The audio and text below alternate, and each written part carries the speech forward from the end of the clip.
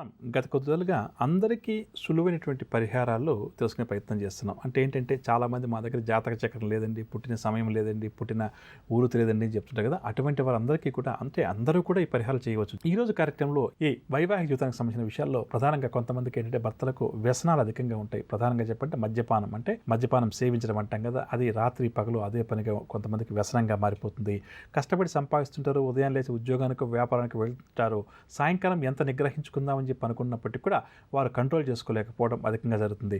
ఇటువంటి కంప్లైంట్లు మా దగ్గరకు వచ్చినప్పుడు ఎంతోమంది చెప్తుంటారు, మా ఆయన చాలా మంచివాడండి, నన్ను చాలా ప్రేమగా చూసుకుంటాడు, కానీ తనకు ఈ మద్యపానం ఏదైతే ఉందో అది వ్యసనంగా మారిపోయిందండి. ఇంతకుముందు సరదాగా ఉండేది, సోషల్ పార్టీస్కి ఇలాంటివి వెళ్ళేవాడు, కానీ ఈ మధ్యకాలంలో చూస్తుంటే ప్రతిరోజు కూడా మద్యపానం సేవించి ఇంటికి వస్తున్నారు. దీనివల్ల పిల్లల ముందు కూడా మేము చులకనైపోతున్నాము, బంధుమిత్రుల వల్ల కూడా మాకు కొంతవరకు దీనివల్ల సమస్యలు ఎదురవుతున్నాయి. వారి దగ్గర కూడా ఇంతకాలము మమ్మల్ని చూస్తే భయపడేవారు, గౌరవించేవారు, కానీ ఈయనకున్నటువంటి ఈ ఒక్క వ్యసనం వల్ల ఇంటా బయట కూడా మాకు పరువు ప్రతిష్ట పోతుందని చెప్పి బాధపడేవారైతే, మరికొంతమంది భర్త తాగినా పర్లేదండి, కానీ ఆయన ఆరోగ్యం కూడా మాకు ఇంపార్టెంట్ కదా, ఈ విధంగా ఆయన రోజు మద్యపానం చేయడం వల్ల రేపు ఆయనకి ఏదైనా అనారోగ్య సమస్యలు వస్తే మా జీవితం ఏం కావాలి, ఆయన జీవితం ఏం కావాలని చెప్పి బాధపడేవారు కూడా ఎంతోమంది ఉన్నారని చెప్పవచ్చు. అదేవిధంగా అంటే ఒకవైపు వ్యసనాలు, మరొక వైపు చూస్తే భార్యాభర్తలు ఇద్దరు కూడా చక్కగా అన్యోన్యంగా ఉన్నప్పటికీ కూడా కొంతమంది మహిళలకు ప్రధానంగా ముక్కు మీద కోపం అంటాం కదా, అది అధికంగా ఉంటుంది. వారు పంచభక్ష పరమాణాలు ఎవరన్నా వాళ్ళ బంధువులు ఇంటికి వస్తే వడ్డించి పెడతారు, కానీ కొనాకులో విషయం వడ్డిస్తే ఏ విధంగా అయితే పంచభక్ష పరమాణాలు మనం తినలేకుండా పోతామో అదేవిధంగా ప్రేమగా ఉంటారు. వారికి ఆవేశం వచ్చినప్పుడు ఎదుటి వ్యక్తులు ఏదో ఒక మాట మాట్లాడడం వల్ల, అంటే నోరు జరగడం అంటాం చూడండి, ఈ విధంగా జరగడం వల్ల ఏమవుతుందంటే సంబంధ బాంధవ్యాలు కూడా దెబ్బతింటుంటాయి. ఈ విషయంలో భర్తలు చాలామంది చెప్తుంటారు, మా భార్య నిజంగా కూడా చాలా మంచిదండి, మా అమ్మను కానీ మా చెల్లెల్ని కానీ అక్కలు కానీ అన్నదమ్ములు కానీ చాలా చక్కగా ప్రేమగా చూసుకుంటుంది, వాళ్ళకి ఏదైనా అవసరం ఉంటే తను పరిగెత్తుకుని వెళ్తుంది, తన జీవితాన్ని కూడా చాలా వరకు డబ్బు కావచ్చు, బంగారు కావచ్చు, వారు బాగోగుల కోసం చాలా వరకు కూడా త్యాగం చేసింది, కానీ తనకు ఒక్కసారి కోపం అంటూ ఏదైనా విషయాల్లో వస్తే నిగ్రహించుకోలేకపోతుంది. దీనివల్ల ఏంటంటే సంబంధ బాంధవ్యాలన్నీ దెబ్బతింటాయి. వారి కోసం మేము కుటుంబ సభ్యుల కోసం ఇంత కష్టపడి చేసినా, అప్పు చేసి వారి యొక్క అవసరాలు తీర్చినప్పటికీ, వారి కోసం మేము ఎన్నో రోజులు సెలవులు పెట్టి వారి యొక్క అవసరాలు తీర్చినప్పటికీ కూడా చివరకు నా భార్య కోపం వల్ల అనే ఒక్క మాట వల్ల మాకు సంబంధ బాంధవ్యాలు ఇబ్బందికరంగా మారిపోతున్నాయని చెప్పి చాలామంది బాధపడుతుంటారు. కాబట్టి ఇటువంటి వారి కోసం చక్కటి పరిహారాలు ప్రధానంగా నేను తెలియజేసే ప్రయత్నం చేస్తాను. మొట్టమొదటిగా వ్యసనాల విషయానికి వస్తే, జాతకంలో కాలసర్పదోష ప్రభావం అధికంగా ఉండడం, రాహువు, శని, శుక్రుడు ఇటువంటి గ్రహాలు నీచ స్థానంలో ఉన్నప్పుడు ఏమవుతుందంటే కొన్ని సందర్భాల్లో మనిషికి ఏదైతే ఒక సోషల్ పార్టీ, సోషల్గా దీనికి సంబంధించి ఏదైతే ఒక అలవాటుగా ప్రారంభమవుతుందో, సరదాగా ప్రారంభమైంది ఏమవుతుందంటే అది వ్యసనంగా మారిపోతుంది. అది మద్యపానం కావచ్చు, పేకాట కావచ్చు, ఇంకోటి కావచ్చు, ఏదైనా కూడా కావచ్చు. ఇక్కడ అందులో ప్రధానంగా కొన్ని వ్యసనాలు ఏవైతే ఉన్నాయో ఆర్థిక పరంగా దెబ్బతీస్తే, కొన్ని వ్యసనాలు ఆర్థిక పరంగాను ఆరోగ్యపరంగా కూడా మనందరినీ కూడా దెబ్బతీస్తాయి, పరువు ప్రతిష్టలు పోయేలా కూడా చేస్తుంటాయని చెప్పొచ్చు. అలా ఎవరికైతే మన ప్రేక్షకులు ప్రధానంగా ఇటువంటి వ్యసనాలుండి దాని నుంచి బయటపడాలి అని చెప్పి ఎవరైతే కోరుకుంటున్నారో అటువంటి వారు వారి జీవిత భాగస్వామి చేయవచ్చు, లేదా ఆ వ్యసన పడిన వ్యక్తి ఎవరితో తను కూడా చేయవచ్చు. మొత్తం మీద ఏంటంటే ఎవరు చేసినా కూడా ఫలితం వస్తుందని చెప్పవచ్చు. ప్రతి నెల పౌర్ణమి రోజు సాయంకాలంగా కొద్దిగా పరమాన్నాన్ని వండాలి. ఆ వండిన పరమాన్నాన్ని చంద్రుడికి నైవేద్యంగా సమర్పించాలంటే అమ్మవారిని చంద్రుడిలో చూసుకోవాలి. అంటే సాక్షాత్తు అమ్మవారి యొక్క ముఖం ఆ చంద్రబింబం ఉంటుంది కదా, దానిగా భావించి మనం ఏం చేయాలంటే అక్కడ అమ్మవారికి సంబంధించిన స్తోత్రం పఠిస్తూ ప్రధానంగా ఇది జీవిత భాగస్వామి చేస్తే చాలా మంచిదని చెప్పు. ఈరోజు కార్యక్రమంలో ప్రధానంగా సంతానలేమి సమస్యలు ఏ గ్రహ దోషాల వల్ల కలుగుతాయి, మరి సంతానం కలిగిన దంపతులు ఎటువంటి పరిహార క్రియలు పాటిస్తే వారికి సంతానం కలిగే అవకాశాలు మెరుగుపడుతుంది అన్న అంశాన్ని, దాంతోపాటుగా కొంతమంది వ్యక్తులకు సంతానం ఉన్నప్పటికీ కూడా ఆ సంతానం వల్ల చికాకులు అధికంగా ఉంటాయి. అది వారి చదువు రూపంలో కావచ్చు, లేకపోతే ఆరోగ్య రూపంలో కావచ్చు, వారి యొక్క ప్రవర్తన రూపంలో కావచ్చు, ఏదో ఒక రూపంలో కూడా కొంతమంది తల్లిదండ్రులు పిల్లల గురించి పడే బాధ నిజంగా కూడా వర్ణాతీతంగా చెప్పవచ్చు. కాబట్టి అటువంటి పరిహారాలు కూడా మనం అంటే ఈరోజు నుంచి ప్రారంభం చేసి ప్రతిరోజు కూడా కొంతవరకు తెలుసుకునే ప్రయత్నం చేద్దాం. ప్రధానంగా జ్యోతిష్ శాస్త్రరీత్యా చూసినప్పుడు వధూవరుల జాతకాలు, అంటే జాతకాల పొంతన చేసే సమయంలోనే మనం వధూవరుల జాతకాల్లో ఒకసారి వారి వ్యక్తిగత జాతకాల్లో సంతాన స్థానం ఏ విధంగా ఉంది అని చెప్పి మొట్టమొదటిగా పరిశీలన చేయాలి.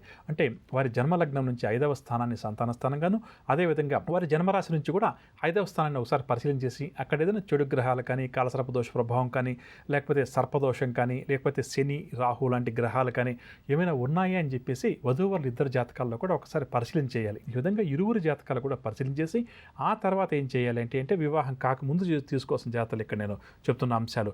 ఆ తర్వాత వధూవరులు ఇద్దరికి కూడా సంతానం కలిగే యోగ్యత ఉందా లేదని చెప్పి పరిశీలించేయాలి. అంటే ఈ అమ్మాయికి ఈ అబ్బాయితోటి సంతానం కలుగుతుందా అన్న అంశాన్ని క్షేత్రము, బీజము అని చెప్పి అంటుంటాం. ఈ విధంగా కూడా పరిశీలన చేసినప్పుడు ఏమవుతుందంటే వివాహం అయిన తర్వాత పెద్దగా సమస్యలు రావు. సరే మాకు జాతకాలు లేవుంటే జాతకాలు పొందుతున్నప్పుడు ఈ విధంగా చూసుకోలేదండి, మాకు పెళ్ళై 10 ఏళ్ళు అయిందండి, 5 ఏళ్ళు అయిందండి, మరి ఇప్పుడు మాకు సంతానం కలగడం లేదండి, ఎన్నో పూజలు చేశామండి, ఎన్నో పరిహారాలు చేశామండి, హాస్పిటల్ చుట్టూ తిరుగుతున్నామండి, అయినా సరే మాకు డాక్టర్స్ కూడా మాకే అర్థం కావట్లేదు, ఎందుకు సంతానం కలగడం లేదని చెప్పేసి ఈ విధంగా చాలామందికి చెప్తుంటారు. మరి జాతక చక్రం లేదు కాబట్టి వారికి జాతక చక్రం ఉండి జాతక చక్రాన్ని అనుసరించి జ్యోతిషశాస్త్ర రీత్యా కానీ, సంఖ్యాశాస్త్ర రీత్యా కానీ, వాస్తుశాస్త్ర రీత్యా కానీ కొన్ని పరిహారాలు, జాగ్రత్తలు అంటాం కదా, అవి పాటించినప్పటికీ కూడా సంతానం కలగని వారు ఎవరైతే మన ప్రేక్షకులు ఉన్నారో అటువంటి వారికి ఉపయోగపడే కొన్ని చక్కటి పరిహారాలు ఇక్కడ నేను వివరించే ప్రయత్నం చేస్తాను. మొట్టమొదటి పరిహారం ఏంటంటే సంతాన ప్రయత్నాలు చేస్తున్నప్పటికీ కూడా సంతానం కలిగిన దంపతులు ఎవరైతే ఉన్నారో అటువంటి వారు ఏమాత్రం అవకాశం ఉన్నా, అంటే ఇక్కడ నేను కొన్ని పరిహారాలు చెప్తుంటాను, ఎన్ని వీలుంటే అన్ని వారు పాటించడం మంచిదని చెప్పవచ్చు. మొదటిసారి దూడకు జన్మనిచ్చినటువంటి ఆవు పాలతోటి, అంటే ఏదైతే ఆవు ఉంటుందో మొదటి చూలు అంటాం కదా, ఈ విధంగా మొదటిసారి దూడకు జన్మనిచ్చినటువంటి ఆవు పాలతోటి కొద్దిగా నాగకేసరి చూర్ణాన్ని కలిపి దాన్ని 7 రోజుల వరకు ప్రతిరోజు కూడా ఈ మహిళ ఎవరైతే ఉందో సంతానం కలిగిన మహిళ ప్రతిరోజు కూడా ఆ చూర్ణాన్ని తింటూ ఉండాలి. అంటే నాగచూర్ణంలో కొద్దిగా ఆవు పాలు, అందున కూడా మొదటిసారి దూడకు జన్మనిచ్చినటువంటి ఆవు ఏదైతే ఉంటుందో అది కూడా నాటావుగా ఉండాలి. అటువంటి ఆవు యొక్క పాలతోటి నాగ కేసరి చూర్ణం ఏదైతే ఉందో దాన్ని రంగరించి దాన్ని ప్రతిరోజు కూడా కొద్దిగా తీసుకోవాలి. ఈ విధంగా 7 రోజుల పాటు చేయవచ్చు, లేకపోతే ఒక మాసం కూడా మనం కంటిన్యూ చేయవచ్చు. ఇక అదేవిధంగా నిమ్మ చెట్టు వేరు ఉంటుంది కదా, దాన్ని కొద్దిగా ఆవు పాలతో రంగరించి, అంటే బాగా నూరి ఆ తర్వాత శుద్ధమైనటువంటి నెయ్యిని కొద్దిగా సేకరించి ఆ నెయ్యితో కలుపుకొని తీసుకుంటే సంతానం కలిగే అవకాశాలు, ప్రధానంగా పుత్ర సంతానం కోసం, అంటే మగ సంతానం కావాలని చెప్పి ఎవరైతే దంపతులు ప్రయత్నం చేస్తున్నారో వారికి చాలా చక్కగా ఉపయోగపడుతుంది.